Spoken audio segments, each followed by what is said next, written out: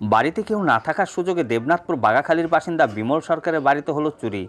বাগাখালীর বাসিন্দা বিমল সরকার কর্মসূত্রে ভগবানগোলায় থাকা তার ছেলে বৌমার কাছে গিয়েছেন বেড়াতে। বাড়ি দেখাশোনার জন্য তার পাশের বাড়িতে থাকা ভাইকে দিয়ে যান চাবি। রবিবার সকালবেলায় বিমল সরকারের ভাই তার ছাদে লাগানো ফুল গাছের জল দেওয়ার জন্য বাড়ির গেটের দরজা খুলতেই অবাক হয়ে যান। দেখেন ঘরের জানালা ভাঙা, ঘরের জিনিসপত্র সব এলোমেলো হয়ে আছে। সঙ্গে সঙ্গে খবর দেন তার দাদাকে এবং তেহট্ট থানায়।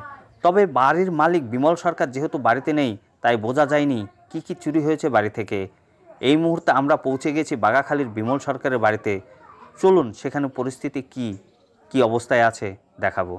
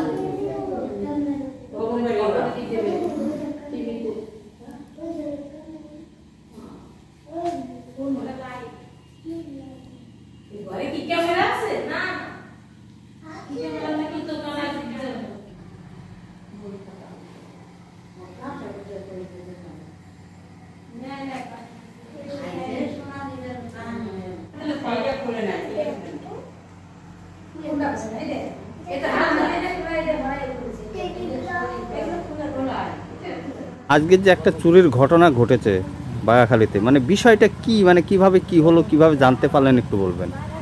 আমি সকালবেলা ফুল গাছে জল দিতে যাওয়ার জন্য গেট খুলেছি। গেট খুলে ভিতরে যাই দেখি ওই অবস্থা। কি ঘটেছে, কি দেখলেন? কি দেখলাম, মানে সমস্ত জামা কাপড় মানে উতলানো ফুতলানো সব সিটি বিটি ফেলে দিয়েছে। লক আপ সব খুলে ফেলে দিয়েছে।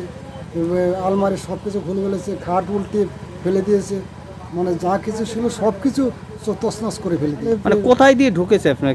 ঢুকেছে দক্ষিণ সাইডে, যে বাড়ির দক্ষিণ সাইডে জানলা খুলে ওখান দিয়ে গ্রিলটা ফেলে দিয়েছে।